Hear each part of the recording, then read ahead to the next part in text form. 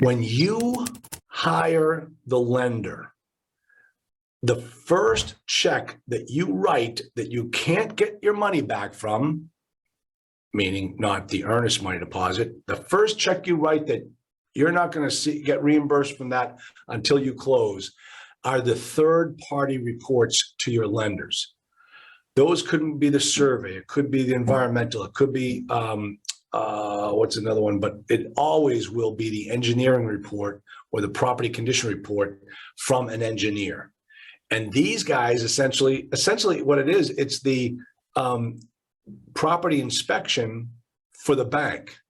And they don't mess around. They don't send out, property management companies. They send it out engineers. And so their reports are incredibly thorough. And so you always want to get you're not going to see this until after you hire the bank. And if you haven't hired the bank before the due diligence process, you're not going to have this information.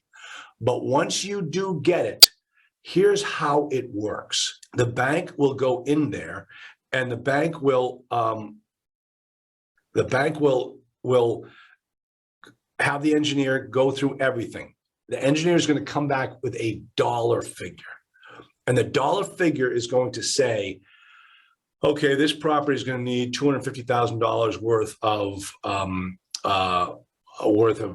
of capital needs, capital expenses. Here's a list of all the things that need to be done before the bank should give you the money. Folks, that number can kill deals. It can.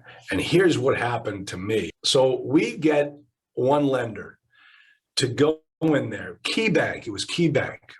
And KeyBank comes in there with their engineer. And they come back with a PCR that says $250,000. We need to come up with $250,000 to fix all of these things on the property before the bank will give us the money. Oh man, that just, whoa, that's going to change everything. We can't just do that. We got to, is there any, Mr. Broker, is there any other bank we can talk to? And they said, well, yeah, we can go talk to Walker Dunlop. They have a very good reputation. We hire Walker and Dunlop to do the loan. They send their engineer out to do the physical needs assessment. The guy comes back. It went from $250,000 down to $70,000. Not only did it go to $70,000, but Walker and Dunlop said, hey, our appraisal that you paid for came in at $150,000 above your purchase price. So we're okay with not only the $70,000 for the physical needs assessment, we're actually going to give you the money to do it. We'll take it out of the loan proceeds. So we'll give you the money. You don't have to raise a thing. Wow, that was pretty good.